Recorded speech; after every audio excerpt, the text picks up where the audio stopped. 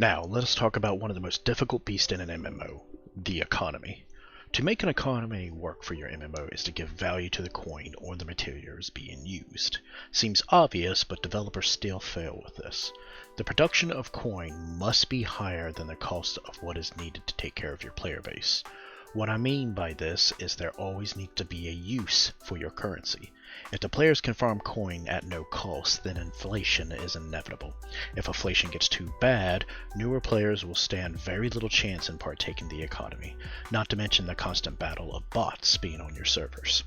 You can add restrictions to item trading, but this can be annoying to your players. A method that has been used for MMOs is to allow price ranges of items.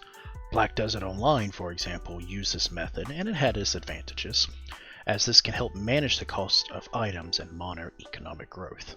However, some problems you will run into is that some of these items will curse this cat, I swear to God! However, some of the problems you will run into is that some items will cost more to produce than the actual cost of the materials. This will make your player shy away from the specific production chain, making your player base choose the best production for profit. You will also have to have one of your staff constantly update the economic prices, which can be a strain on the worker and the funds to your MMO. Another unpopular method is multiple currencies. Blue Protocol Star Resonance is a good example.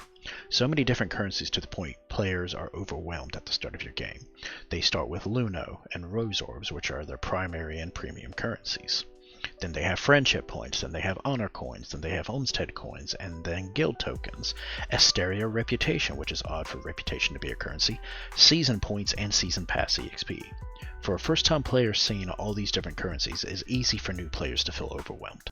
Another method that could add to your economy and your MMO funds is to allow players to trade in-game currency with real money. Now this method is very unpopular because it's not only pay to win, but it also supports botting. In Diablo 4, they used a similar method to allow items to be traded with actual cash. The main issue they faced is players' accounts being hacked for said items, which of course made the player base very upset for obvious reasons. The only good thing about this is players are actually able to make money playing your game. If you were to use this method, the best way to do it would make it an actual in-game mechanic to help with monitoring. You can also take a 10% cut of the real money trading, which can be used to help fund your MMO. So what is the best method for a good economy? The currency needs to be useful without being too crazy to get. Now this is easier said than done. As stated above, it's hard to find a balance for players getting money versus upkeep. So what can we do? You should add a cost of living for a character, as well as cost for NPC employees.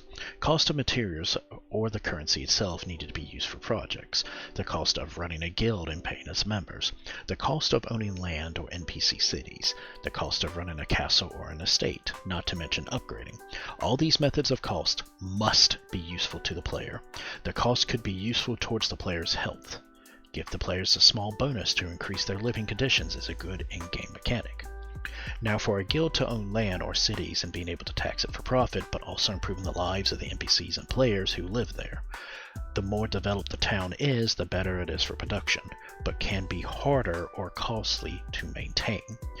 We'll dive deeper into these subjects in the faction video next. There are so many ideas that can help balance a game's economy. The more content for your players is the easiest method, but it also takes the longest. So let's hear all your ideas on this. I would like to hear more of your ideas so I can fine-tune better these methods for our future MMOs. Stay strong out there.